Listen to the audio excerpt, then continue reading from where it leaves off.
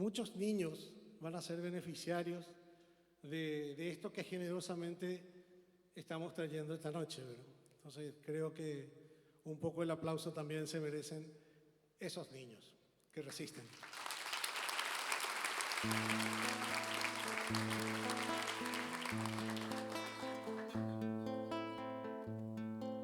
Volver a los 17, después de vivir un siglo, es como descifrar signos sin ser sabio competente.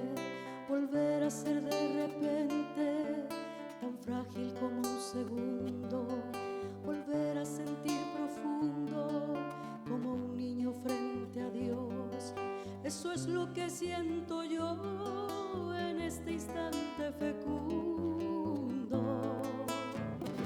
Se va enredando, enredando como en el muro la hiedra, y va brotando, brotando como el mosquito en la piedra, como el mosquito en la piedra. Y sí, sí, sí,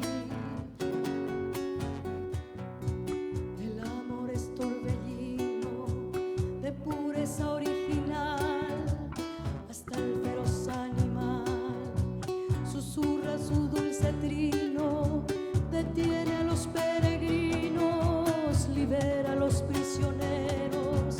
El amor con sus esmeros al viejo lo vuelve niño, y al malo solo el cariño lo vuelve puro y sincero.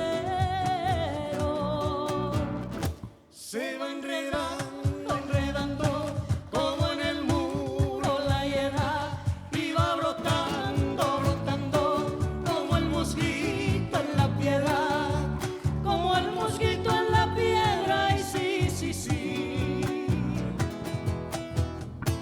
gracias a la vida que me ha dado tanto, pedidos los celos, que cuando los abro, perfecto distingo lo negro del blanco, y en el alto cielo su fondo estrellado, y en las multitudes la mujer que amo.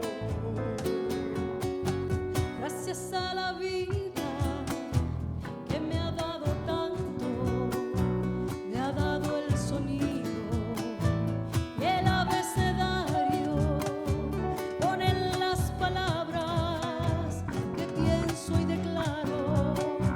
Madre, amigo, hermano y luz alumbrando la ruta del alma del que estoy amando. Gracias a la vida que me ha dado tanto, me ha dado la risa y me ha